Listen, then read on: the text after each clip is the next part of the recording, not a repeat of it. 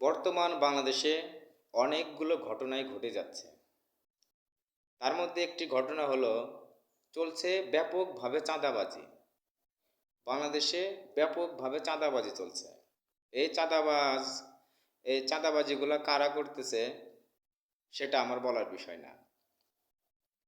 তবে একটা বিষয় লক্ষ্য করলাম যে বাংলাদেশ জামাত ইসলামীর নেতারা তারা তাদের বিভিন্ন সভা সমাবেশে জোর গলায় বলছে যে এই সমস্ত চাঁদাবাজির সাথে আমাদের দলের কেউ জড়িত না, আমাদের দলের কেউ যুক্ত না। যদি আমাদের দলের কেউ জড়িত থাকার প্রমাণ দিতে পারেন তাহলে আমরা তা কঠোর হাতে দমন করব এবং তার বিরুদ্ধে আমরা ব্যবস্থা নেব।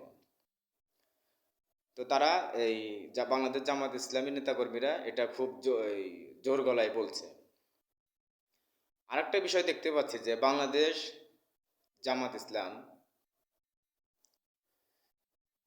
তারা বিভিন্ন ব্যবসায়ীদের কাছ থেকে ভোট চাচ্ছে যে আগামীতে বাংলাদেশ জামাত ইসলামকে ভোট দিয়ে জয়যুক্ত করবেন।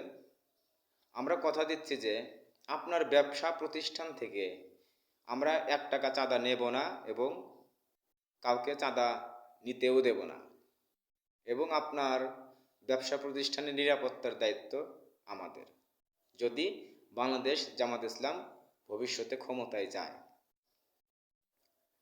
তো আমি জানি না এরকম ধরনের অঙ্গীকার অন্য কোনো দল করছে কিনা।